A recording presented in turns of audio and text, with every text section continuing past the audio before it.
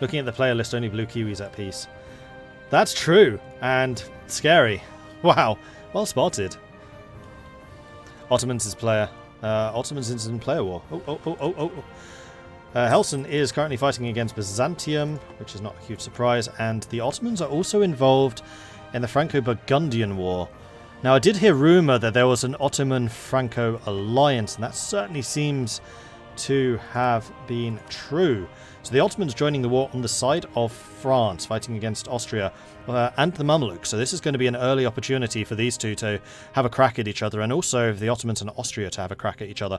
I have a feeling that Austria is feeling a little bit isolated here, though, having Poland, the Ottomans, Venice, Milan, and then, of course, France, all kind of surrounding it. I mean, they have a little bit of space. They're certainly not an immediate threat in the same way as Burgundy is, or actually even France. I mean, France is also kind of surrounded. I mean, this is just a huge war. Like, this is like a Protestant League war. And pretty much everyone is throwing themselves into a player conflict of some kind. So let's just go through them real quick. So we've got Aragon fighting against the French and English. We've got France fighting against Poland. Oh, France and England are allied. Poland, the Ottomans, and the Northern Italians. We have got Scotland fighting against everyone. We've got the Papal States trying to go after Florence, but chewing off perhaps a little more they can chew, with France being on their side. I don't know if Castile is in this fight. Castile is not in this fight. This is just the Papal States versus Florence. And at the moment, Urbino is winning this for the Papal States. We have got Poland fighting against Austria, Burgundy, the Iberians, the Southern Italians, and also the Mamelukes and the Scots. We've got the Ottomans fighting against Mamelukes, same people. Then we've got Denmark fighting against Scotland, the Iberians. They're all in each other's wars. I mean, this Scottish war actually became quite large, and it's not going to be enough to just take Scotland out. This is only 2% of the war score, even though Scotland at this point is entirely occupied, even though this war is entirely over Scotland. I think really the deciding factor is going to be how this does, and that's going to be dependent in a large way on France's manpower and financial pools. Now, is France getting any subsidies? Because I suspect that they'll probably need them. Nope, France is not getting any subsidies. I was wondering if Venice would start acting as the money bags, but they have not done so. France winning another battle against the Burgundians. How is the war score from battles right now? +3 in the French favour. Burgundy is starting to accrue a little bit of war exhaustion here. The more war exhaustion, the more instability. Does stability have any impact on independence desire? Relative power, opinion, trust, diplomatic reputation, so no. So Burgundy should be able to keep their allies loyal unless somebody starts supporting them. We've got the English transport fleet fighting against the Burgundian transport fleet, neither with a commander. England actually trying to land units and being sent home. Denied. Then we've got the Irish coming in, Leinster, as well as Scotland and Castile and Burgundy fighting at the moment. Looks like this is going to be another Burgundian victory. Where are your admirals, people? Here comes Portugal with an admiral, and that's enough to tip the tide. Scotland actually hiding in Orkney and being pretty content to just sit there. In fact, they're being blockaded by the English heavy fleet, and England's down to just 4 heavies. Is that true? No, England's got 10. So where are the rest of them? Here. 59 ships versus 11. It looks like Diego Gomez is going to clinch this. The English not having admirals. Admirals are important. They're as important as generals, if not more so, because there's no terrain modifiers at sea. Admirals are vital for getting the extra die rolls, and you will very, very often see those with an admiral beating far superior fleets with which they have absolutely no right to win. So the English transport fleet still being blocked in here in Sussex, although the main combat fleet having managed to flee to Northumberland and still trying to blockade the Scots.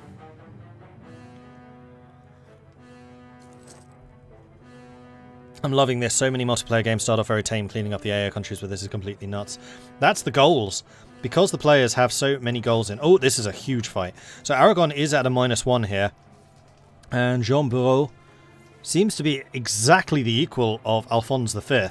The French having slightly fewer troops, but probably, nope, they have less cavalry, less infantry, slightly more morale, and they also have the tactics advantage.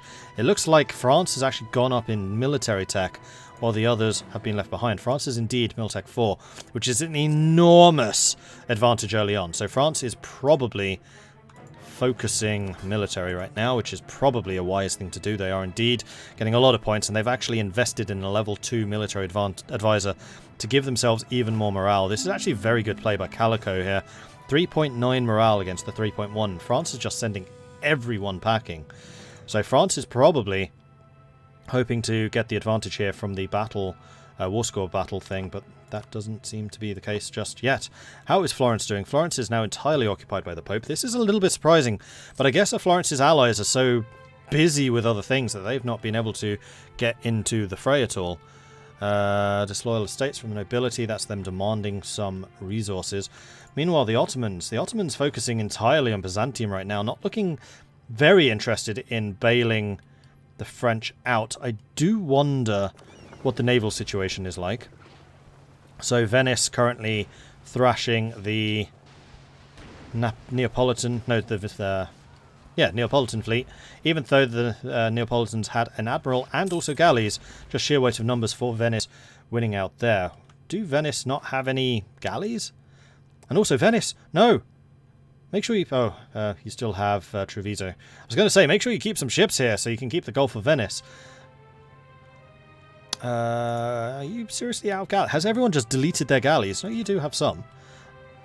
I'm very surprised that more people aren't building galleys, like, en masse. They're cheap and they're powerful. Especially in the Mediterranean, where it's an inland sea. Calico thrives when he can be incredibly aggressive, but Calico is not the aggressor here. Burgundy is. Calico is an excellent military player, though. Calico and Helson are probably kind of on par in military, and having the two allied is scary. The Franco-Ottoman alliance was a historical thing as well.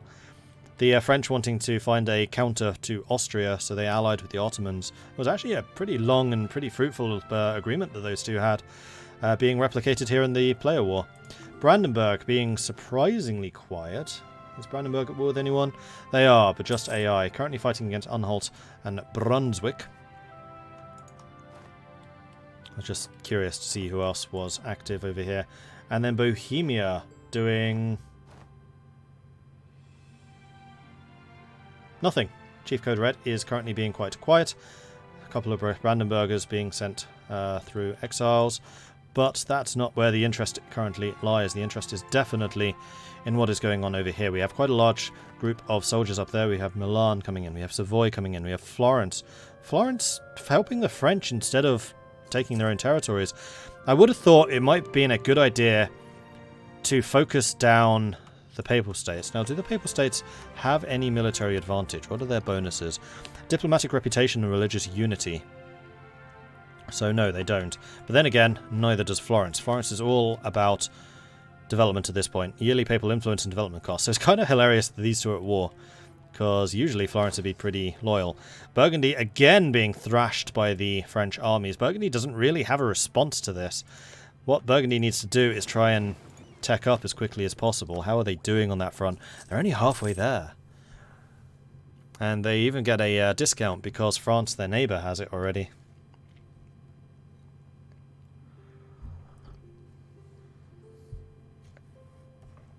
And if you want to see what all the players are fighting about, by the way, because I see that quite a few new people have joined this, this is a goal-orientated multiplayer game. So every nation has a set of 5 goals which they are trying to achieve. Many of them are overlapping and in direct competition to each other, which is probably why we're going to see a lot of wars, a lot of alliances, a lot of betrayals. I have a feeling there's going to be a lot... It's going to be a much more shifting diplomatic picture than we frequently have in Europa Universalis IV. And you can find those goals listed on the spreadsheet, which Bossman has just added. Thank you very much for that. I appreciate that. So each nation has got 5 goals, and then also 1 secret goal, which only they and I know. I am not going to be telling you on stream what those secret goals are, because I've told the players they could watch the videos after we've streamed them, so the players are not allowed to watch this live. but they can watch it afterwards. So talking about secret goals on stream would be silly. So I'll only talk about it, I think, probably if they achieve it. I may make them, like, visible once they've been achieved. Elson's just paused, I suspect because someone is joining, or because a player just lost connection, or because of lag, or because of peace. There could be a peace deal being done. That's allowed. So one of the rules that we have is if you just make peace like this, you can pause. It's fine. I don't really mind. Peace deals are kind of a big thing. I prefer if you didn't, but it's pretty good. Then if you do an unconditional surrender where you purposefully have your entire nation occupied, then the aggressor nation has 1 minute of pause time, and then it's unpaused, and then you start ticking up the war exhaustion.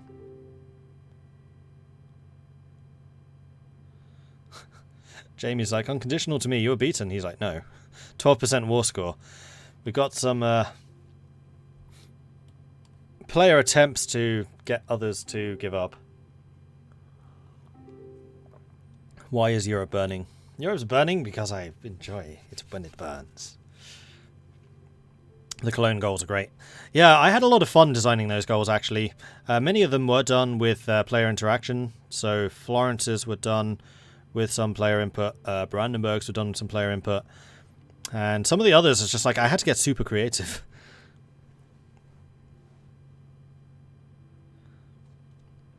Cologne being one of them. Like, the German miners were difficult. Brandenburg was surprisingly difficult to create goals for. And some of them were just really easy. Like, I had a list of about 10 goals for England. And then I just had to kind of pair them away and make the... give them the most interesting. And then also, like, the most... I don't want to say competitive, because I wasn't trying to manufacture competition. Well, I totally was. But the most interesting in terms of, like, game dynamics. There you go, that's the better word. What's the devastation map look like? Oh, that's a good question. Gonna guess that's in here. I don't think this is a tab I've ever looked at. That's a lot of devastation. Novgorod's been burned rather heavily. I guess the Muscovy's gone after that. So, until this morning, Muscovy had a goal to form Russia, but I thought that's going to be a bit too easy, especially if their only player rival was really going to be Poland, possibly Denmark, but Denmark has interests outside of Russia. If we had a Sweden, then it would have been, yeah, try and form Russia with Sweden, breathing over you, or if we had a Lithuania. But I did change Muscovy's because of that, and theirs is now, instead of form Russia, to take Constantinople. Could I explain the unconditional rules again? Yes. So if somebody unconditionally surrenders, then the person they've surrendered to has 1 minute to pause the game and create a peace deal, and then send it. Because if you send a peace deal when they've unconditional, they have to accept it. It's just an automatic thing. Then once that minute is up, we unpause and the game continues. Because the thing with unconditional surrenders is designed to force through a peace deal. So being able to pause and then talk with your allies and like work out what the peace deal should be and stuff, it just really held the game up. So now if you unconditional surrender, they will have 1 minute, then we unpause, and then the way it works is if somebody is unconditionally surrendered to you, you start suffering war exhaustion until you accept the peace. Who's loading in? Blue Kiwi. Blue Kiwi was Hamburg.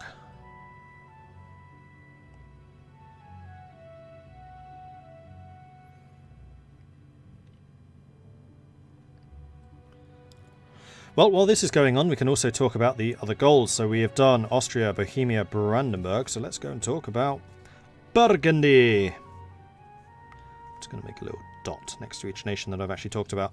So Burgundy, they must have at least 70% of the trade power in the English Channel. So that one immediately is in direct competition with the English, who are also going to want trade power in the English Channel, and possibly also the French. And if the Dutch player were here, then I'm sure he would have a thing or three to say about that too. Burgundy also wants to try and become to either own or become the overlord of all provinces in the Netherlands area. So at the moment he has about half of it. He has like this bit, but he also needs to own or overlord all of this. And there's some other players who also want to stop that, for example Holland. I'm a little bit disappointed that Holland's not here today, because I think that this would have been a very important time for him. Which is a little disappointing, but never mind. So, yeah, Burgundy is basically trying to form the Netherlands, as is Holland, without form the Netherlands actually being the goal. Burgundy wants to become emperor 5 times. So Burgundy is going to be another of the nations throwing their hat into the ring to become the emperor of the HRE, together with Bohemia and Austria. And in fact, most of the HRE is trying to become emperors. There's going to be a lot of competition during the elections. One thing which is usually a little bit stagnant is the emperor elections, just Austria. Austria. Austria. Austria. But now there should actually be serious competition for that, and then also a lot more negotiation and work to either become an elector or at least get an elector in your pocket. If they unconditionally, don't they get bankruptcy looming? No? Not that I know of. Not... Well, it depends if they still have their army up. Like, Scotland's army I don't think has actually been defeated yet. So if he unconditionaled, he might well start hemorrhaging money, though no, it looks like he's actually deleted his army. He has. So Scotland is currently making money, just because as a nation you do have like a base level of cash that you make. And if you have no expenses, then you're actually making money. And there we go. England has taken a bunch of territory from the Scots. This is going to make the Scots very, very angry. Denmark does not seem to have gained anything from this. I do wonder if they were promised anything, because one of the Danish goals is to take some stuff from England, so I do not see the Danish-Anglo alliance lasting for very long. And this is why I was expecting the Danish-Scottish alliance to last longer, because Denmark, I think, has more to gain from being at war with England, but I'm not the one doing the diplomacy here. Blanco, thank you very much for the follow. Welcome to the channel.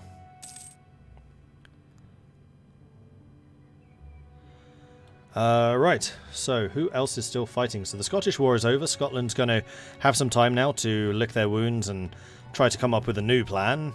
Obviously going to have to start fishing around for some slightly better allies. Although I did like it when the Iberians joined. They just didn't have the opportunity to really do anything against them. So Burgundy can now focus their full attention on the French. And this war is 1% still. How is this at 1%? It's been going on for a while now.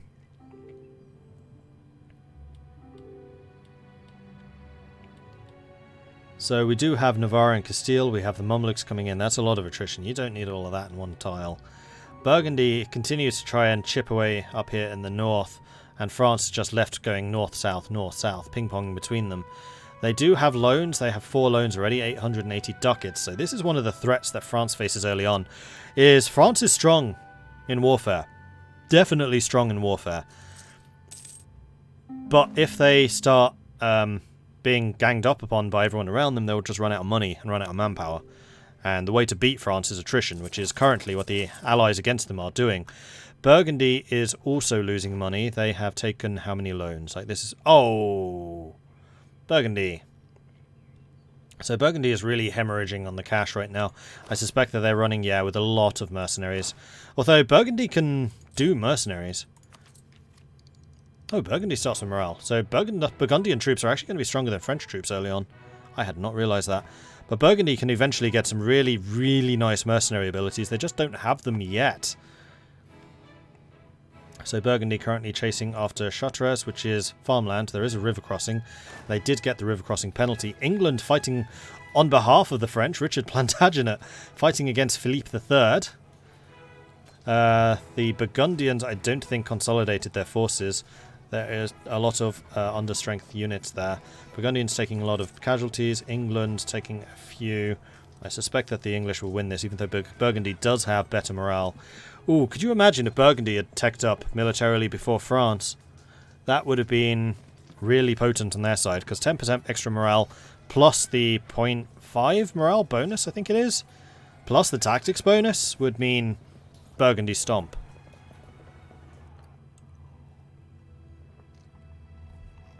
And yeah, Burgundy lost a lot of troops there. They have a stack of 28,000, only 7,000 infantry still standing.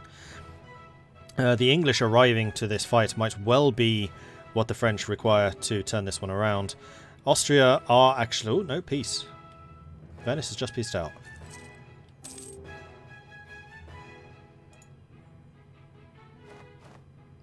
No, they haven't. Or did Austria just peace out? Austria just peaced out. Oh, hey, Mordred, one Hello. second. Yep. The Emperor doesn't look too good. Wait, what Emperor? We fucking did it. Do you... Oh, we fucking did it. How? We did it. That's how. Look at my alliances. Oh, yes. Yes. Yes. Yes. Yes. Yes. Yes, everyone hates me now. I don't care. Okay. God damn. Anyway, I'll leave you to it. Cool. So, Brandenburg just succeeded in a goal. They dismantled the HRE. So, about half of the nations in the game have just lost one of their goals. And unfortunately, that also means we lose the League War. Damn it. Oh well. HRE dissolved. Done. How, though? You have to occupy the capital of every elector. Don't you?